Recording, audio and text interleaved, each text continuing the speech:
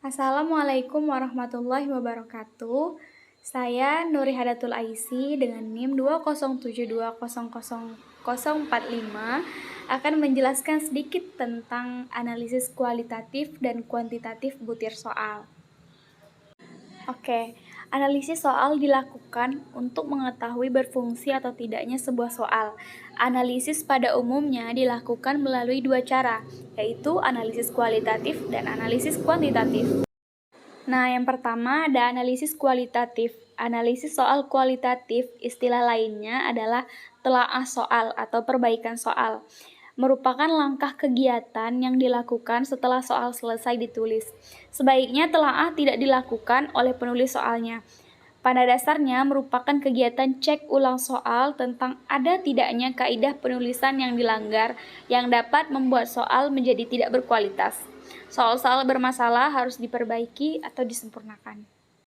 Penyempurnaan yang lazim dilakukan dalam telaah soal antara lain pembetulan kesalahan kunci jawaban, penyempurnaan kalimat soal, perbaikan gambar atau stimulus lain, penaatan urutan angka pada pilihan jawaban, perbaikan pada pilihan jawaban karena kurang homogen atau logis, sampai yang terparah adalah mengganti soal, karena konsepnya keliru atau soalnya tidak sesuai dengan indikator.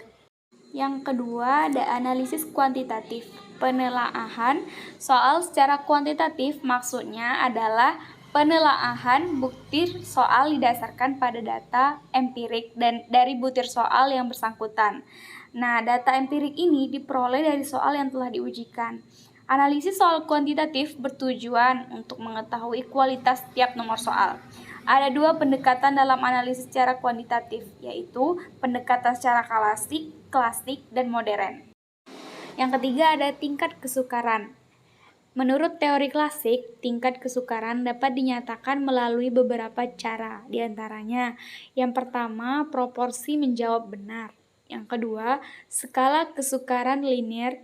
Yang ketiga, indeks Davis. Yang keempat, skala bivariat.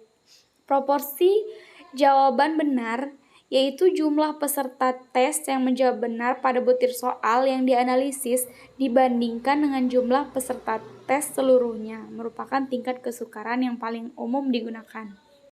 Yang keempat ada daya pembeda. Daya pembeda butir soal adalah kemampuan suatu butir soal untuk membedakan kelompok dalam aspek yang diukur sesuai dengan perbedaan yang ada dalam kelompok itu. Salah satu tujuan analisis daya pembeda butir soal adalah untuk menentukan mampu tidaknya suatu butir soal membedakan antara peserta pelatihan yang berkemampuan tinggi dengan peserta pelatihan yang berkemampuan rendah. Soal yang bias atau diff adalah soal yang membedakan kelompok. Bias dari suatu tes merupakan suatu kondisi tes yang tidak adil, unfair, tidak konsisten, dan terkontaminasi oleh faktor-faktor di luar faktor yang hendak dites.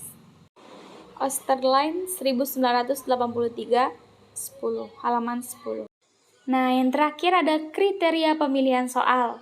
Hasil analisis soal pada umumnya dibedakan menjadi 3 kategori, yaitu yang pertama diterima tanpa perbaikan, yang kedua diterima dengan perbaikan, dan yang terakhir ditolak atau dibuang untuk tidak digunakan. Baiklah, itulah tadi penjelasan sedikit tentang analisis butir soal kuantitatif dan kualitatif. Baiklah, lebih dan kurangnya saya mohon maaf dan saya akhiri. Wassalamualaikum warahmatullahi wabarakatuh.